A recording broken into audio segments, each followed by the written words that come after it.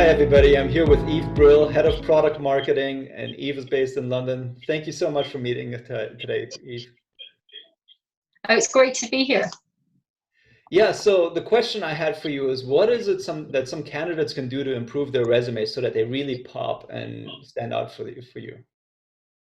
Well, I'm really excited to answer this question because in the last month, I have had two open roles that I've been recruiting for within my product marketing team. And each role has had over 150 CVs. So that's a lot of CVs to sift through.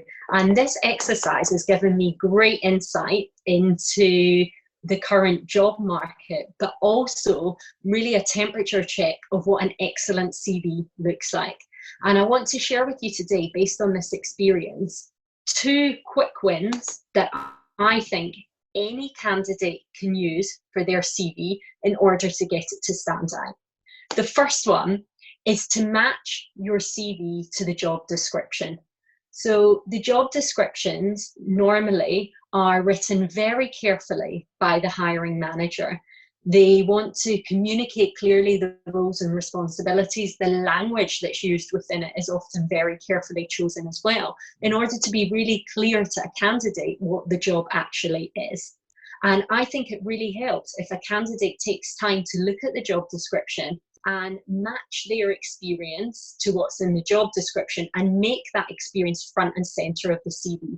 So for example, if you can see in a job description that launching products is going to be one of your key responsibilities, and you have experience of launching products, don't bury that at bullet point 4 or 5, or part of a lower point within your CV. Make that front and center, so immediately it's clear that you have that experience.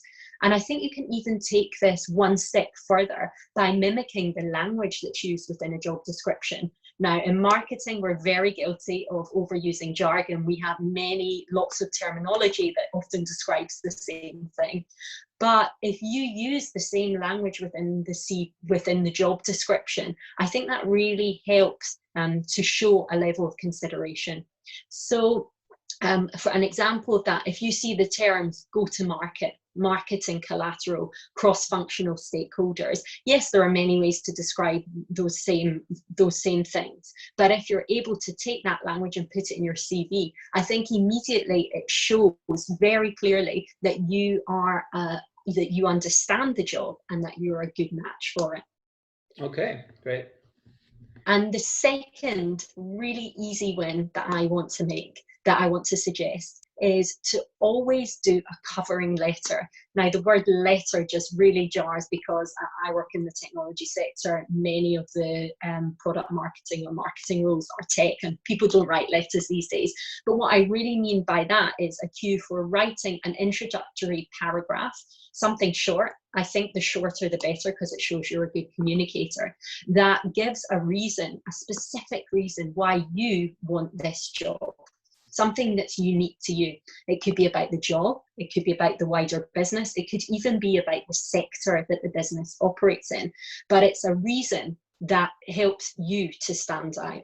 And I think if you are able to give that level of consideration, it shows that you have actually thought about this job, that you're not sending off a generic CV, and that immediately you stand out as a strong candidate. So those are my two recommendations for quick wins that anyone can use, that you'd be surprised to know many people don't, and that will really help you to stand out. Right. So based on your experience of these several hundred CVs you've looked at, what percentage of them actually do one or both of those things? I would say, honestly, 5%. I think when people are actually mentioning, and often I think candidates have considered it, but it's just not clear enough. And a really clear indicator of showing that you've carefully read the job description is these very obvious signs by using the same language, by matching your experience with their experience. So I would say a handful of candidates are able to do that. And if a candidate writes some kind of covering letter where they're given the opportunity to, immediately I will look at that CV, because this person has taken time to consider my role and my company. Right. So tailoring your CV to as much as possible, making that extra effort with the letter. Well, that's fantastic. Thank you, Eve. Thanks so much for providing that insight. Now, Thank you. I hope this will be helpful to candidates, and good luck with those. Good luck with the CV writing, everyone. Thanks very much.